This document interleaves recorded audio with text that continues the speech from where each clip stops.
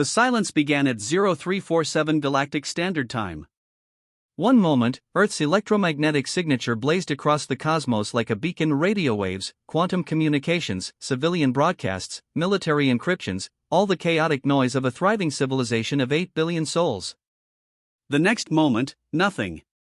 Complete radio silence across all frequencies, as if someone had flipped a switch and turned off an entire planet.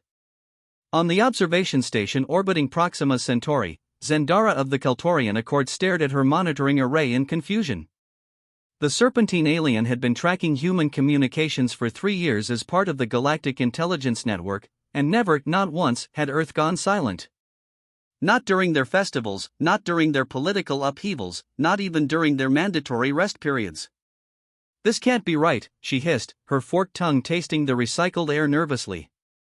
She ran diagnostics on her equipment. Everything checked out. The silence was real. Within minutes, emergency channels across the galaxy lit up with panicked transmissions. In the sprawling crystal halls of the Galactic Concordat's headquarters on Zentera Prime, High Chancellor Vortim convened an emergency session. Representatives from 200 species materialized in holographic form, their collective anxiety filling the chamber like static electricity. "Confirm the reports," Vortim commanded, his crystalline body refracting the chamber's lights into dancing rainbows that betrayed his agitation. The head of Galactic Intelligence, a four-armed Dracorian named Solvex, brought up the display. A three-dimensional map of Earth's solar system appeared, with Sol burning yellow at its center. Where Earth should have been marked with the vibrant colors of active civilization, there was only a dull gray sphere. "Confirmed, High Chancellor. Earth has gone completely silent. No electromagnetic emissions, no quantum signatures, no subspace communications. It's as if the planet has been abandoned." A collective gasp rippled through the assembled delegates. "Could it be a technical malfunction?" asked Ambassador Chilith of the Hive Collective, her antennae twitching with concern. "Across an entire planet? Simultaneously? Impossible," Solvex replied grimly. "We've sent 3 probe ships. They entered the system but never reported back. Their last telemetry showed them approaching Earth's orbital space before they went dark." Vortim felt a chill run through his crystalline core. He had lived for 4 centuries and had seen many mysteries, but nothing like this. Then a terrifying thought occurred to him, one that made his light dim with dread. When was the last communication from Earth? Solvex consulted his data. The final transmission was from their United Earth Command. A single message broadcast to all Concordat members. He paused, his 4 hands trembling slightly. It said, "The Vexkara have been warned. Humanity has spoken. Their will." The chamber fell silent. Every delegate knew that name. The Vexkara, a parasitic species that had been making incursions into the outer rim for decades, assimilating entire civilizations into their collective consciousness. 3 weeks ago, a Vexkara scout fleet had been detected in Earth's system. The Concordat had debated sending aid, but the bureaucratic process was slow. Too slow. By the ancients, Vortim whispered. Did the Vexkara take Earth? But Solvex shook his head slowly, his expression haunted. That's what we thought at first. But then we received this. The holographic display changed. It showed footage from a Concordat deep space telescope, timestamped just hours after Earth went silent. The image showed the Vexkara fleet, or what was left of it. 50 massive bioships, each capable of consuming a moon, drifted in pieces through space. They hadn't been destroyed by conventional weapons. They had been torn apart, shredded by something so precise and overwhelming that even their legendary regenerative capabilities hadn't had time to engage. What could do this? Someone asked, their voice barely a whisper. Solvex zoomed in on one of the destroyed ships. On its hull, burned into the organic armor with what appeared to be directed energy weapons, was a message in Earth's primary language: "You were warned." "The humans did this," Solvex said quietly. And then they went silent. Admiral Yuri Volkov stood in the war room, 3 kilometers beneath what used to be the Ural Mountains. Around him, the entire command structure of United Earth Defense Force maintained their posts in absolute discipline. Every screen, every station, every operator worked in perfect, silent coordination. The room's only sound was the soft hum of quantum processors and the occasional whisper of orders being passed. Status of Operation Ghost Protocol? Volkov asked, his voice low and controlled. All Earth communications offline. All satellites in stealth mode. Lunar colonies dark. Mars outposts silent.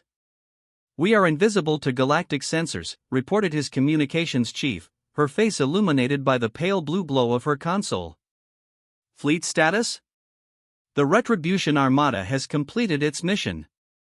All Vexkara assets in our system have been neutralized. Total casualties on our side, 0. We've collected samples of their biotechnology for analysis. Volkov nodded, allowing himself the briefest moment of satisfaction. The Vexkara had made a critical mistake. They had assumed humanity would be easy prey, another primitive species to be absorbed. They had sent a scout fleet to test Earth's defenses, to probe for weaknesses. They had found something else entirely. What the galaxy didn't know, what humanity had carefully hidden behind a facade of cheerful diplomacy and cultural exchange, was that humans had been preparing for war since the moment they discovered they weren't alone in the universe. While other species had grown complacent after millennia of peace enforced by the Concordat, humanity remembered their own history.